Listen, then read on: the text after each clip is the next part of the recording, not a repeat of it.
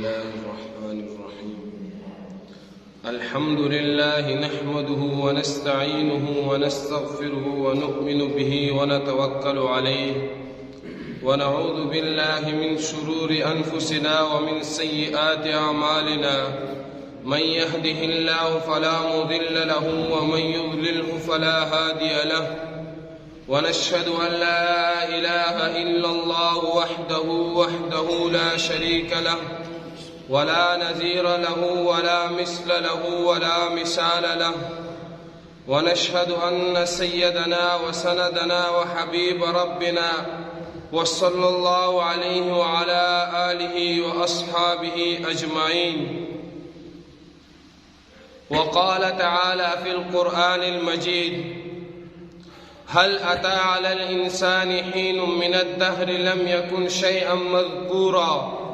إنا خلقنا الإنسان من نطفة أمشاج نبتليه فجعلناه سميعا بصيرا إنا هديناه السبيل إما شاكرا وإما كفورا وقال تعالى أينما تكونوا يدرككم الموت ولو كنتم في بروج مشيدة قل إن الموت الذي تفرون منه فإنه ملاقيكم ثم تردون إلى عالم الغيب والشهادة فينبئكم بما كنتم تعملون كل نفس ذائقة الموت وإنما توفون أجوركم يوم القيامة فمن زحزح عن النار وأدخل الجنة فقد فاز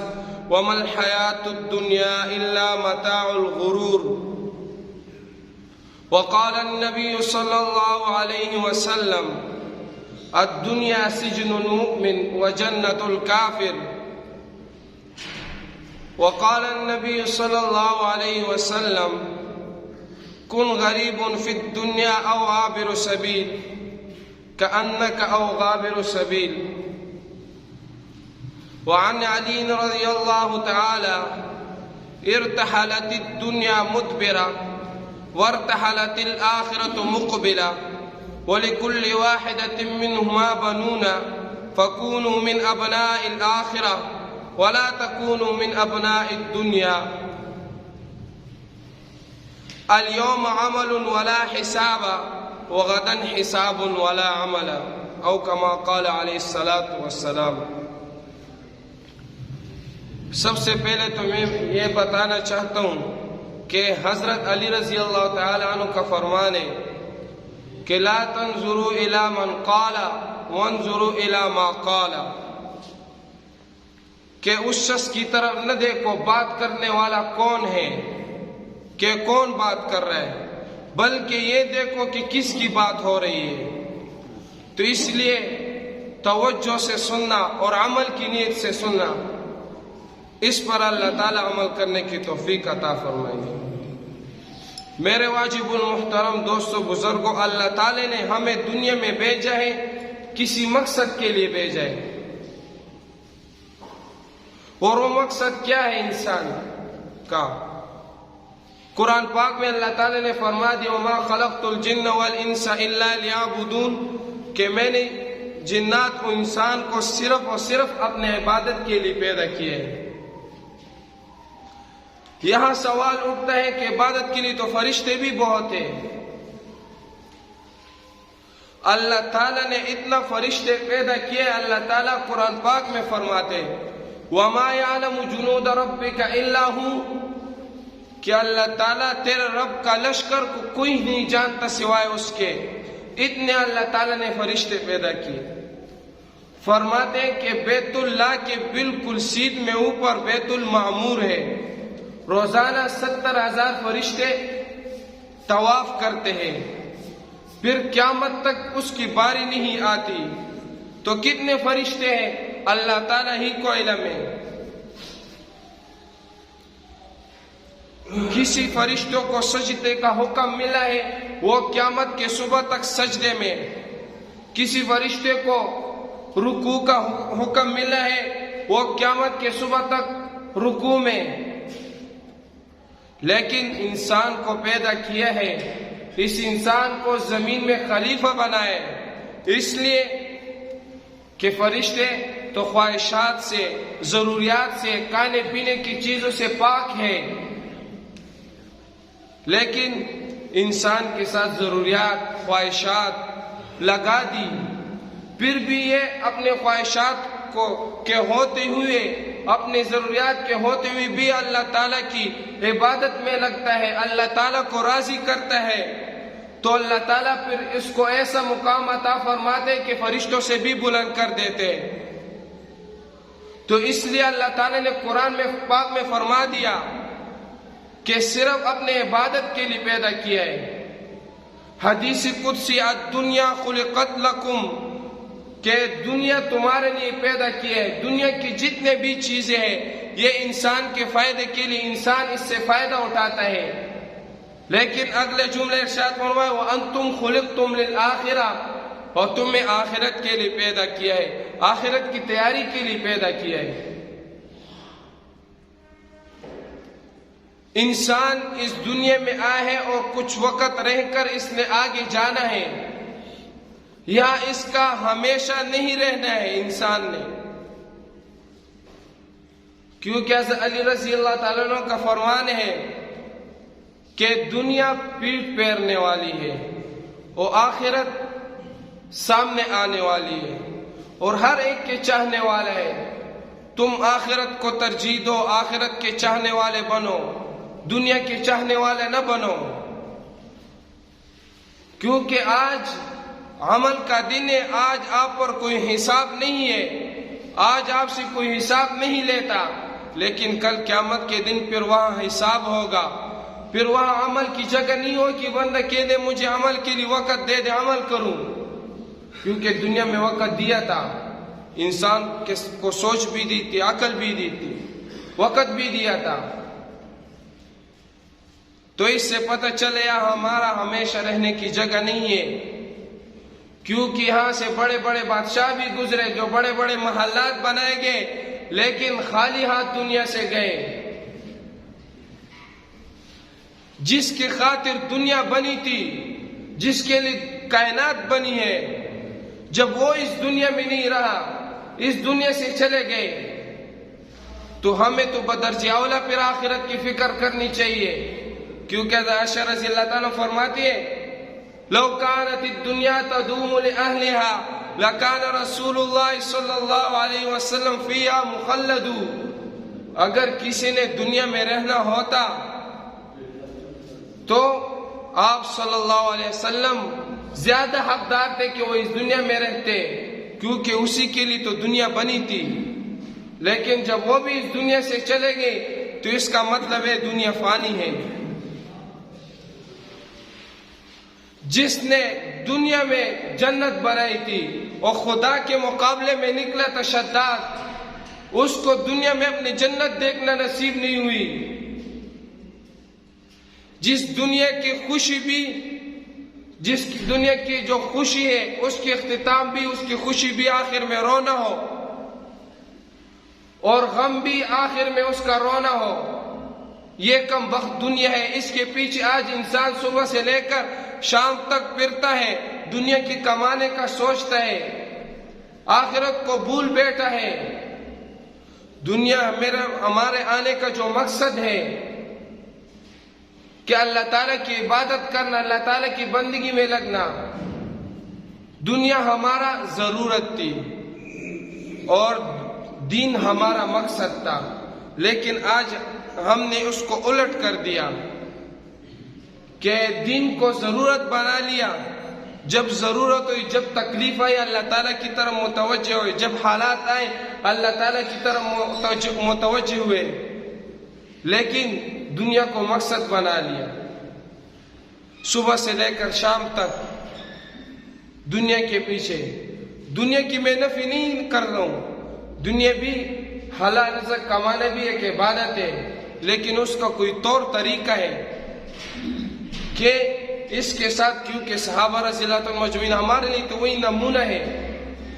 کہ جس طرح انہوں نے زندگی گزاری اس طریقے پر، اس نیش پر ہم نے چلنا ہے۔ وہ دنیا کے کام کاج بھی کرتے تھے، لیکن ان کی دنیاوی مشغولیت اللہ تعالیٰ کے دین سے اس کو غافل نہیں کر سکتی تھی، کیونکہ غزوہ تبوک کا موقع آتا ہے تو مدینے والوں کے سارے جو کمائی کا وہ دار و مدار وہ کھجوروں کے باغات تھے، وہاں سے حکم جہاد کا ملتا ہے، یہاں کھجوریں پکنے کو ہے، اور منافق تانا دے رہے کہ آپ کدھر جا رہے ہو، یہاں باغ میں کھجوریں پکنے کا، مدینے کو چھوڑ کر جا رہے ہو فقر کی حالت میں۔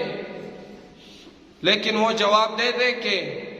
رزق کو چھوڑ کر رازق کی طرف جا رہے ہیں، یہ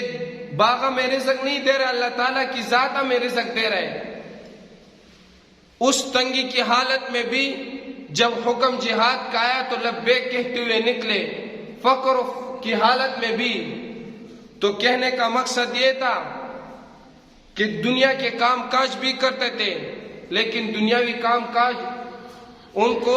آخرت کی اور اللہ تعالیٰ کی یاد سے غفلت میں نہیں ڈالتے تھے، کیونکہ ضرورت جو ہوتے الضرورت تتقدر بقدرها، کہ ضرورت کے بقدر ہوتا ہے، جتنی آدمی کی ضرورت اتنا وہ چیز استعمال کرتے ہیں۔ تو دنیا جو ہے ہماری ضرورت ہے، حلال رزق کمانا بھی عبادت ہے، لیکن اس کا طور طریقہ بھی بتا دیا کہ اس میں آپ نے وقت نکالنا ہوگا اللہ تعالیٰ کی عبادت کے لیے، جو اہم فریضہ ہے 5 وقت کا نماز وہ پڑھنا ہوگا۔ نماز میں کتنا ٹائم لگتا ہے؟ 15 منٹ لگتے، بہت خشوع و خضوع کے ساتھ آدمی پڑھتے 15 منٹ لگتے، لیکن وہ بہت مشکل سے، ہم پہلے تو آتے نہیں ہیں، جب مسجد میں آ جاتے تو جلدی جلدی نماز پڑھ کے چلے جاتے، اور دھیان بھی نماز میں نہیں ہوتے، بلکہ دنیاوی وہ نشہ ہمارے اوپر سوار ہوتا ہے۔ تو اس لیے موت کی تیاری کرنا، آخرت کی فکر کرنا، کیونکہ جو شروع میں نے آیات پڑھی اینما تکونوا یدرککم الموت ولو کنتم فی بروج مشیدہ، کہ جہاں کہیں بھی ہو تم، اگر مضبوط قلعے کے اندر بھی جاؤ وہاں بھی تم کو موت پہنچ کے رہے گی، وہاں بھی تمہیں موت پہنچ کے رہے گی۔ حضرت سلیمان علیہ السلام کے زمانے میں جب وہ اس کا مجلس لگتا تھا تو ملک الموت بھی آ جاتا تھا ان کے مجلس میں۔ تو ایک دفعہ ملک الموت آیا تو ایک آدمی کو گور گور کر کے دیکھنے لگا، وزیر تھا اس کا سلیمان علیہ السلام کا، تو وہ ڈر گیا کہ ملک الموت نے تو مجھے گور گور کر دے کہ پتہ نہیں کیا ہوگا میرے ساتھ۔ تو جب وہ ملک الموت چلا گیا تو اس وزیر نے بادشاہ سے کہا سلیمان علیہ السلام سے، کیونکہ سلیمان علیہ السلام تو ہر چیز اس کی تابع تھی، ہوا بھی اس کی تابع تھی، تو انہوں نے حضرت سلیمان علیہ السلام سے کہا کہ ہوا کو حکم دے کہ مجھے کہیں دور پھینک دے، کہیں کسی جزیرے میں پہنچا دے، کیونکہ ملک الموت نے مجھے گور گور کر دیکھا ہے، مجھے ڈر لگ گیا۔ تو سلیمان علیہ السلام نے ہوا کو حکم دیا، کہیں دور جا کے جزیرے میں ان کو پھینک دیا، چلے گئے ہو۔ تھوڑی دیر بعد وہاں ملک الموت پہنچے، وہاں اس کی روح قبض کر لی۔ بعد میں کسی وقت جب سلیمان علیہ السلام کی مجلس میں ملک الموت آئے تو سلیمان علیہ السلام نے ماجرا پوچھا، کیا ماجرا تھا؟ تو انہوں نے کہا کہ جب میں اس کو گور گور کر دیکھنے رہا تھا تو مجھے اس شخص کے روح قبض کرنے کا حکم ملا تھا اتنے دیر بعد، اور میں سوچ رہا تھا کہ یہ یہاں بیٹھا ہوا ہے اور مجھے حکم فلانی جگہ میں فلانی جزیرے میں حکم ملا کہ وہاں اس کی روح قبض کر لینا، میں حیران ہوں یہ یہاں بیٹھا ہوا ہے۔ تو جب وقت پھر مقرر وقت آیا تو کدھر وہاں جزیرے میں پہنچ کر اس کی روح قبض ہو گئی، کیونکہ قرآن پاک میں آتا ہے فَإِذَا جَاءَ أَجَلُهُمْ لَا يَسْتَأْخِرُونَ سَاعَةً وَلَا يَسْتَقْدِمُونَ، کہ جب موت کا وقت آتا ہے تو پھر نہ ایک گھڑی پیچھے ہو سکتے نہ آگے ہو سکتی ہے۔ تو اس لیے جو آخرت والی زندگی، لامحدود زندگی، نہ ختم ہونے والی زندگی، اس کے لیے اس مختصر وقت میں تیاری کرنا ہے۔ یہاں سکندر اعظم جس کو تاریخ نے لقب دیا بڑا بادشاہ گزرا ہے، جب اس نے پوری دنیا پر اپنا سکہ جمایا، بادشاہت حاصل کی، تو کہنے لگے، طبیب کو جمع کیے کہ کوئی ایسا نسخہ بتا دے جو میری عمر کو بڑھا سکے۔ تو طبیب لا جواب ہو کہ ایسا ہمارے پاس تو کوئی نسخہ نہیں کہ ہم آپ کو بتا سکے آپ کی عمر اس سے زیادہ ہو جائے۔ تو اس وقت افسوس کرنے لگا، ہائے اس فانی دنیا کے لیے میں نے اپنی ساری عمر ضائع کر دی۔ اور پھر جب دنیا سے جانے کا وقت ہے تو کہنے لگا کہ میرے دونوں ہاتھ کفن سے نکال دینا، تاکہ دنیا والوں کو پتہ چلے کہ اتنا بڑا بادشاہ جب دنیا سے جا رہے تو خالی ہاتھ جا رہے ہیں۔ کہنے کا مقصد یہ ہے کہ آدمی جب جائے گا اس دنیا سے تو اس کے ساتھ اس کے نیک اعمال ہوں گے، جو اس نے اپنے آخرت کے لیے آگے بھیجو گے وہی اعمال اس کے ساتھ ہوں گے۔ یہاں تک کہ اگر آدمی اس دنیا میں مر جاتا ہے، اس کے کپڑے تنگے نہیں نکالے جاتے تو پاڑ دی جاتے، انگوٹھی گڑی سب کچھ نکال دیے جاتے، سوائے کفن کے اس کے ساتھ قبر میں اور کوئی چیز نہیں جاتی۔ وہی اس کے ساتھ ہوں گے جو اس نے نیک اعمال کیے، کیونکہ اسی کے بارے میں، قبر کے بارے میں عثمان غنی رضی اللہ عنہ قبرستان میں جاتے تو اتنا روتے تھے کہ داڑھی مبارک تر ہو جاتی تھی۔ کسی نے پوچھا کہ آپ جنت و جہنم کے تذکروں سے اتنا نہیں روتے جتنا قبرستان میں جا کر روتے؟ تو انہوں نے کیا جواب دیا کہ قبر آخرت کے منازل میں سب سے پہلی منزل ہے، جو اس میں کامیاب ہو گیا وہ جو بعد میں آنے والی منازل ہے اس میں کامیاب ہو جائے گا، جو اس میں ناکام ہو گیا تو بعد میں جو آنے والی منازل ہے اس میں بھی ناکام ہوگا۔ تو اس لیے آج ہم عمل کر رہے ہیں، جو بھی نیک عمل کر لیں، نتیجہ ہمیں سامنے نظر نہیں آتے، بن دے کے اللہ تعالیٰ سے سودا کرنا ہے، لیکن اس کا پتہ ہمیں اس وقت چلے گا جب میدان حشر قائم ہوگی، اور اس دن کے ہولناکی کو کافر لوگ دیکھیں گے تو وہ کہیں گے جلدی فیصلہ کر دی، جہنم میں ہمیں بھیج دیے جائے، جلدی فیصلہ کر دیے جائے۔ تو اس وقت ایمان لانے والے جو ہوتے ہیں ان کو دیکھیں گے کہ سکون میں ہے، مزوں میں ہے، تو کہیں گے کفار اس وقت، ربما یود الذین کفروا لو کانوا مسلمین، کاش آج ہم بھی مسلمان ہوتے۔ تو اس وقت پھر مسلمان ایمان والوں کو پتہ چلے گا کہ دنیا میں ہمارے ایمان لانے نے اور نیک اعمال نے ہمیں یہ فائدہ پہنچایا ہے۔ آج جو ہم مثال کے طور پر ہم دنیا کا کوئی کام کرتے ہیں، کسی جگہ ملازمت کرتے، ہمارے آگے سامنے وہ تنخواہ ہوتی ہے، پیسے ہوتی ہے کہ یہ میں مجھے مل کر رہے گا، اس کی وجہ سے وہ سارا دن تکتا رہتے ہیں۔ لیکن جو نیک اعمال ہم کرتے بن دے کے اللہ تعالیٰ سے سودا کرنا ہے، تو اس وقت اس کو پھر مسلمان کو، انسان کو یہ پتہ چلے گا، اس مسلمان کو، ایمان لانے والے کو، کہ جب کافر اس وقت کہیں گے ربما یود الذین کفروا لو کانوا مسلمین، کاش آج ہم بھی کلمہ پڑھ لیتے، دنیا میں ایک دفعہ کلمہ پڑھ لیتے، آج ہم بھی مزوں میں ہوتے، اطمینان والی زندگی میں ہوتے۔ لیکن وہاں کا افسوس ان کو کوئی فائدہ نہیں دے گا، کیونکہ ان کو وقت بھی دیا تھا دنیا میں، لیکن انہوں نے وقت کی قدر نہیں کی، اللہ تعالیٰ کی احکامات پر زندگی نہ گزاری اور نبی کی طریقوں کو نہیں اپنایا، ناکام ہوئے۔ دنیا میں جتنے بھی بڑے بڑے بادشاہ گزرے، اللہ تعالیٰ کے حکم کو نہیں مانا اور نبی کے طریقوں کو نہیں اپنایا، ناکام ہو گئے۔ چاہے دنیا کے اعتبار سے سب کچھ ان کے پاس موجود تھا، لیکن کچھ اس کے کام نہیں آئے۔ حضرت بلال رضی اللہ تعالیٰ عنہ جب مرنے لگے، موت کا وقت قریب تھا، تو بیوی پاس موجود تھی، تو وہ کہنے لگی واہ حزنا واہ حزنا، ہے افسوس آپ دنیا سے جا رہے ہیں۔ تو انہوں نے جواب میں کہا کہ افسوس کی کیا بات ہے، واہ تربا، کیا خوشی کی بات ہے، غدن نلقا محمد صلی اللہ علیہ وسلم و اصحابہ، کہ کل ہم آپ صلی اللہ علیہ وسلم و آپ صلی اللہ علیہ وسلم کے ساتھیوں سے ملاقات کر لیں گے، اس میں افسوس کی کیا بات ہے۔ اور اس کے بالمقابل سلیمان عبد الملک کہ بادشاہت انہوں نے کر لی، دنیا پر بادشاہت کر لی، زبردستی لوگوں سے چھین لی، بادشاہت کر لی، لیکن جب دنیا سے جانے کا وقت تھا تو کہنے لگے ہائے افسوس، اس دنیا کے لیے میں نے ساری عمر اپنی ضائع کر دی۔ تو یہاں یہ افسوس کر رہا ہے، موت کا وقت ہے، اور دوسرا اس طرف حضرت بلال رضی اللہ عنہ غلام تھے لیکن ایمان لایا، اسلام اپنایا۔ وہ کہہ رہے خوشی کی بات ہے کیونکہ تیاری کی ہوئی تھی۔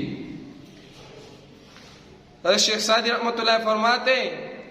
کہ یاد داری از وقتن زادن تو کہ ہما خندہ شون و تو گریا، کہ جب دنیا میں تو آنے کا وقت تھا، دنیا میں تو آ رہا تھا تو سب لوگ ہنس رہے تھے، خوشیاں منا رہے تھے، اور تو رو رہا تھا، بچہ تھا، رو رہا تھا۔ آنچ انازی کے وقت مردن تو ہما گریا شون و تو خندہ، پھر دنیا میں اس طرح وقت گزار کہ جب موت کا وقت قریب آئے تو سب لوگ رو رہے ہو کہ دنیا سے جا رہے ہو، تو اللہ تعالیٰ کی ملاقات کے لیے ہنس رہا ہو، خوش ہو رہا ہو کہ اللہ تعالیٰ سے ملاقات کروں گا۔ تو یہ تب اس وقت بندہ کر سکتے جب آخرت کے لیے تیاری اس نے کی ہوتی ہے۔ تو اللہ تعالیٰ ہمیں آخرت والی جو لامحدود زندگی ہے اس کی تیاری کی توفیق عطا فرمائے۔ اور دوسری بات یہ ہے کہ یہاں ہمارا رہنا بہت مختصر ہے، اس میں ہم آخرت کی تیاری کریں، اپنا 5 وقت کی پابندی کے ساتھ نماز پڑھے، جہاں کہیں ہو اپنے نماز کی پابندی کرے، کیونکہ آپ صلی اللہ علیہ وسلم کی امت پر اللہ تعالیٰ نے بہت احسانات کیے۔ پہلے امتوں میں جب نماز کا وقت ہو تو ایک مخصوص جگہ ہوتی تھی، وہاں آ کر انہوں نے نماز پڑھنی ہوتی تھی۔ اللہ تعالیٰ نے حضرت محمد صلی اللہ علیہ وسلم کی امت پر بہت احسانات کیے، جہاں کہیں بھی ہو نماز کا وقت آ جائے وہی مصلی بچھا دو، نماز پڑھ لو۔ سفر میں ہو 4 کے بجائے 2 رکعت پڑھ لو، آسانی ہے، بہت آسانی اس امت کے لیے۔ لیکن نماز کسی صورت میں معاف نہیں ہو سکتی، کیونکہ حکم ہے کہ اگر آپ بیمار کھڑے ہو کر نہیں پڑھ سکتے بیٹھ کر پڑھیں، بیٹھ کر نہیں پڑھ سکتے لیٹ کر پڑھیں، لیٹ کر نہیں پڑھ سکتے اشارے سے پڑھیں، اشارے سے نہیں پڑھ سکتے پھر بھی معاف نہیں، قضا کرے، جب بعد میں بیماری سے ٹھیک ہو جائے، صحت مل جائے، پھر قضا کر لے اس کے، اس وقت بھی معاف نہیں ہے۔ اتنی اہمیت ہے نماز کی، لیکن آج کل ہم کیا کرتے، ہمارے نوجوان بہت غفلت کرتے، کسی سے بات کرو نماز کی، کہتے آسان سی بات جو شیطان نے اس کے ذہن میں ڈالی ہے، کپڑے پاک نہیں ہے۔ اور اگر اسی وقت آپ اسے کہہ دے چلو فلانی جگہ جاتے، شادی پہ جاتے، تو پھر اس کے کپڑے پاک ہو جاتے۔ جب نماز کی بات کرو پھر اس کے کپڑے ناپاک ہوتے، کیونکہ شیطان نے اس کی ذہن میں یہ بات ڈالی ہے۔ شیطان کسی کو خیر کام کے لیے کدھر چھوڑتا ہے؟ انہوں نے جس وقت اللہ تعالیٰ کو مردود قرار دیے تو اس وقت کہنا میں آپ کے بندوں میں سے لوگوں کو گمراہ کروں گا، کہ آپ کے بندوں میں سے لوگوں کو گمراہ کروں سوائے ان بندوں کے جو مخلص ہیں، جن کو آپ چن لیں، سوائے اس بندوں کے۔ تو انہوں نے لوگوں کو تو گمراہ کرنا ہے، لیکن ہمیں اللہ تعالیٰ آپ صلی اللہ علیہ وسلم نے جو حکم دیے کہ ہر مسلمان کے ساتھ خیر خواہی کا معاملہ کرنا، ہر مسلمان کو سیدھے راستے کی طرف لانا۔ ایک آپ نماز پڑھتے ہیں لیکن آپ کو اس کا پتہ نہیں کہ اللہ تعالیٰ کے ہاں قبول ہے یا قبول نہیں ہوا ہے، لیکن آپ آتے ہوئے گھر سے نکلے، ساتھ راستے میں ایک دوست سے ملے، کسی ساتھی سے ملے، آپ نے اس کو مسجد میں لایا، اس سے بات کی، تو اس کے نماز کا جو ثواب ہے پورا آپ کو ملے گا۔ اپنے نماز کا کوئی پتہ نہیں ہے کہ اللہ تعالیٰ ہاں قبول ہوا ہے نہیں قبول ہوئے، لیکن دوسرے کو آپ نے دعوت دی، دوسرا آپ کے کہنے کی وجہ سے وہ نمازی بن گیا، تو اس کے پورے نماز کے ثواب آپ کو مل کر رہے گا. تو اس کے لیے نماز کی بھی پابندی کریں گے انشاءاللہ تعالیٰ. تو سب عمل کریں گے انشاءاللہ تعالیٰ. عمل کرنے کی توفیق.